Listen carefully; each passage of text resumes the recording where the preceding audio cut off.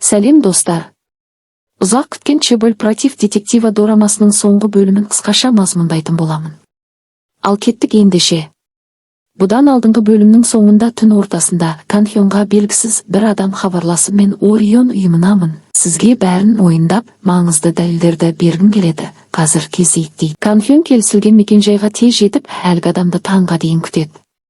Алайда оны сол Орион ұйымының жендеттері өлтіріп кетеді. Канхён әлгі адамның келмейтініне көзі жетіп кетпек болып тұрғанда, әріптестері хабарласып, белгісіз бір ер адамның мәйіті табылды, тез кел дейді. Канхён қазір жетем деп сол жерге барады. Осы көл жағасынан табылған мәйіт Орион ұйымының мүшесі екен. Канхён оны байқап өткен күндерін есіне алады. Канхённың әкесі кезінде осы ұйымға байланысты тергеу жүргізген екен. Ойлап тұрғанда әріптесі ойын бұзады. Сосын әріптесіне Орион ұйымының татуын көргенін айтады. Ал басқа топ тергеушілері кешегі Канхёнмен кездесуді өтінген еркектің мәйітін тауып қалай өлгенін зерттеп жатады. Сол сәтте тергеуші марқұмның соңғы рет Канхёнмен сөйлескенін біліп, Канхёнға хабарласып есеп сұрайды. Мұны біліп бастығы өткенді қазбалай берме деп Канхёнды уақытша жұмыстан босатады. Сосын екінші топ детективінен мәліметтерді жасырынша біліп алады. Жинесуда Канхённың уақытша жұмыстан алынғанын біліп, бастықтан не үшін жұмыстан алынғанын білу мақсатында барады. Сөйтсе Канхённың әкесі сол Орион ұйымының жаласынан жемқор деп айыпталып, жұмыстан босатылған екен. Сосын Канхён демалыс алдым деп саяхаттауға кетеді. Ал детективтер Орион ұйымына тиесілі марқұмдардың қылмыстарын қарап шығады. Сосын Жинесу марқұмның хатында мені жарып көріңдер деген белгіні табады. Жинесу Орион ұйымы жайлы мәліметтер жинайды. Басшысы Бори деген адам екен. Сосын басшысымен кездесуге барады. Канхён да сол жерге басқа есіммен барады. Орион ұйымы Конфуций іліміне негізделіп рухты емдейтін медитациялық орталық екен. Жинесу Орион ұйымының жетекшісі Боримен сұхбаттасады. Сұхбат барысында Бори бірнеше ғасырдан бері өліп қайта тірілген емшімін деп айтады. Ал Жинесудың анасынан айырылғанын айтып, өз іліммен емдеуді ұсынады. Жинесу келіседі. Канхёнмен бірге барған топ ол жерде түрлі медитацияларды орындайды. Сосын барлығына сусын беріледі. Канхён білдірмей орамалға түкіріп тастайды. Кейін бөлмеге келіп тексеріп сусынның ұлы екенін анықтайды. Сосын бәрі ұйықтап қалғанда жасырын Боридің бөлмесіне барады. Әр жерге жасырын камералар орнатып шығады. Сол сәтте бөлмеге тағы біреу кіргенін сезеді. Сосын оны ұрып жығады. Сөйтсе, ол Жинесу екен.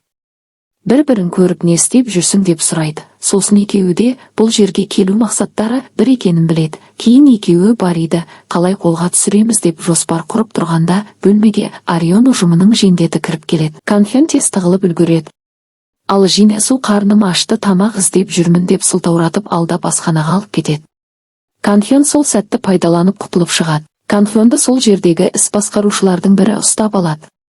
Бірақ ол әйел журналист екен. Ол да мәлімет жинау мақсатында сол ұйымға жасынша кіріпті. Сол әйел Канхёнға осы ұйымның қатал ережелерін айтады. Сосын басшылар Канхённың да кім екенін біліп қойған екен. Осы түнде оны да өлетіндер тізіміне енгізіпті. Сол себепті бүгін сіздің қашуыңызға мүмкіндік жаратамын дейді. Ал Канхён жоқ, мағанда осы керек дейді. Сосын Жинесуға барып жоспарын айтып дайын тұр дейді. Кешкісін ұйым басшысы Бори жаңадан келген адамдар жазылған мәліметтерді қарап отырып, кемшілікті байқайып, әлгі журналист әйелді қасыма әкел деп бұйырады. Оны Канхён байқап арттарынан барады. Сосын ішке кіріп Жинесуды шақырып Боридің жендеттерімен екеуі соғысады. Қарсыластары басым келіп екеуін талдырып байлап қояды. Бори Жинесу мен Канхёнды есін жиған соң екеуін ешкім таппай еденнің астындағы су орасына тастайды. Ол ора суға толып бастайды. Жинесу дыбыс шығармайтын дрон ұшырған екен, сол арқылы полицейлерді көмекке шақырады. Ал Бори барлық ақшасын алып тайып тұруға асығады. Дегенмен жолда оларды полицейлер тұтқындайды. Полицейлер үй ішіне кіріп екеуін іздеп таппайды. Бориді қыспаққа алып әрең дегенде біліп алады. Сосын екеуін құтқаруға асығады. Канхён суға тұншығып есін жоғалтады. Жинесу Канхёнға алғашқы көмек көрсету арқылы есін жидырады. Сосын екеуін ол жерден шығарып алады. Канхённың әке-шешесі де жетіп келіпті. Осылай бұл қылмысты да сәтті аяқтайды. О баста бәрін мойындағысы келген марқұмның асқазанынан флешка шығады. Ол флешкада марқұм барлығын мойындапты. Ал сол ұйымның негізгі кришасы полицейлердің басшысы екен. Соны біліп полицейлердің бастығыны да тұтқындайды. Канхённың әкесіне жабылған жаланың бәрі алынып, Әкесін бұрынғы бөлім басшысының орнына басшысы етіп тағайындайды. Сосын түн ортасында белгісіз бір жаралы ер адам Жинесудың өгей шешесінің қорғанын асып өтіп қайтыс болады. Таңда оны аула сыпырушы байқайды. Сосын осы қылмысқа байланысты тергеу басталады. Бейнелерден күдіктіні анықтайды, оның ізіне түседі. Кешкісін күдікті бір адаммен кездеседі. Канфённың тобы ізінен түсіп, қылмыскерлерді сол орында тұтқындайды. Бір қызығы, кездескен адамы Жинесудың өгей ағасы екен.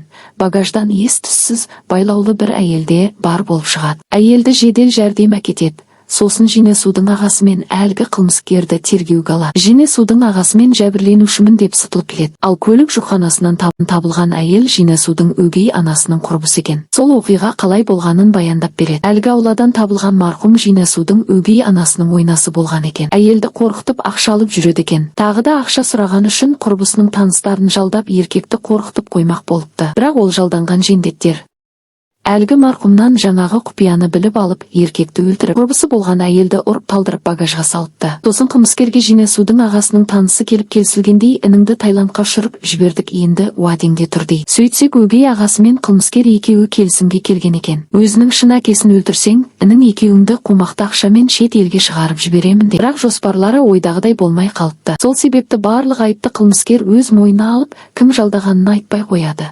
Канфён қылмыскер барлығын мойындаған үшін көп созбай амалсыз бұл жұмысты осымен жабады. Бірақ көңілі толмай жүреді. Осыдан кейін әкелері әкімдік сайлауынан түсіп қалады. Жинесуға аяқ асты анасының өлетін күні болған естеліктері оралады. Анасы ұйқы дәрісін көп ішіп қайтыс болған, бірақ анасының өлетін күні Жинесу анасының ұйқы дәрісін жасырып қойған екен. Сол есіне түсіп, анам өз-өзіне қол салмаған деген ойға келеді. Кейін әкесіне барып, анамды сіз өлтіргенсіз деп әкесіне ауыр сөздер айтып үйіне қайтады. Әкесі үн-түнсіз мұңайып қалады. Ал таңда Жинесу жұмысқа келгенде, детективтер әкесінің өз үйінен өлі күйі табылғанын айтады. Өлім себебі көп мөлшерде ұйқы дәрі қабылдаған дейді. Жинесу әкесіне айтқан ауыр сөздерін есіне алып қатты қайғырады. Сосын әкесін құрметпен жерлеп өсиет хатын естімей кетіп қалады. Әкесінің жұмыс орнына барып анасының суретін табады. Ол жерде анасына деген махаббатын және ұлы Жинесуды қаншалықты жақсы көретінін жазыпты. Жинесу әкесінің өзін жақсы көргенін сол кезде ғана түсінеді. Сосын Канфёнмен кездесіп әкесінің өлімі туралы әңгімелеседі. Әкесінің жұмысын Канфён зерттеп жатыр екен. Әкесінің қасынан ұйқы дәрісі табылмағанын айтады.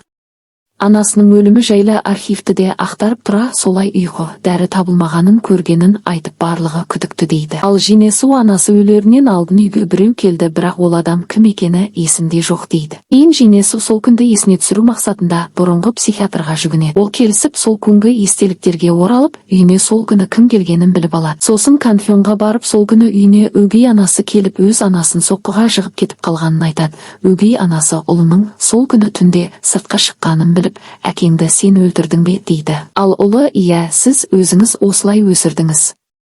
Бала кезімнен сен мұрагерсің, біз барлығын иемденуіміз керек деп келдіңіз. Енді ештеме болмағандай жүре беріңіз дейді. Сосын сол күні шын мәнінде не болғанын көрсетеді. Әкесі ұлы емес екенін айтып, анаңа үйленгеніме өкінемін деген екен. Мұрадан құр қаламын ба деп әкесіне беріпті. Ал ертең өгей ұл әкесінің орнына компания басшысы болып сайланады. Ал Канфён тергеудің нәтижесінде өгей ағасының қылмысын ашады.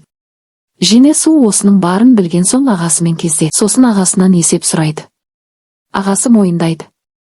Кейін екеуі төбелеседі. Ақыр соңында Жинесу жеңіп, барлық билікті өз қолыма аламын енді дейді. Сосын сот ағасын екі қылмыста да айыпты санап түрмеге жабады. Жинесу барлық билікті өз қолына алып полициядан кетеді. Ал Канфён Жинесуды сағынып күнде келіп қалар деп күтеді. Бірақ арадан бір ай өтеді, ол келмейді. Барлығы енді келмейді деп тұрғанда есіктен кіріп келеді. Барлығы қуанып кетеді. Жинесу өз билігін іс басқарушыға табыстап, өзі полицияға жұмысқа қайта оралу үшін келіпті. Достар, Жинесу осымен қайтадан полицияда жұмыс жасап бастайды. Дораманың бірінші маусымы осылай аяқталады. Ал екінші маусым енді түсіріліп жатыр екен. Сол себепті премьерасы осы жылдың соңында әлде келесі жылдың басында болады. Алла жазса, ол маусымды да мазмұндайтын боламын. Жақсы күнде кездескенше достар.